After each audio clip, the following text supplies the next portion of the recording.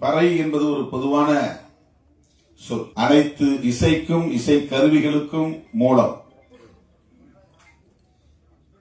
அதிலிருந்துதான் இசைக்கருவிகளின் வடிவங்கள் மாறி மாறி வெவ்வேறு பெயர்களை பெற்றிருக்கின்றன. ஒரு சமூக ஆய்வாளர் சொன்னார், பறை என்கிற அடையாளம் கொண்ட ஒரு சமூக பிரிவில் இருந்துதான் அனைத்து சமூக பிரிவுகளும் உருவாகின என்று அவர் ஆய்வில் சொல்லுகிறார். வெவ்வேறு பெயர்களை தாங்கி மாறி மாறி போகிறார்கள் என்று. ஒட்டுமொத்த இந்த சமூகத்தின் மூல சமூகம்தான் பறை என்கிற பெயரில் அழைக்கப்படுகிற சமூகம். இது ஒரு சமூக ஆய்வாளரின் கருத்து. இன்னும் சொல்ல போனால் மறைந்த தமிழரசன் அவர்களின் கருத்து, தமிழ்நாடு விடுதலைப்படையை நிறுவிய தமிழரசன் அவர்களின் கருத்து.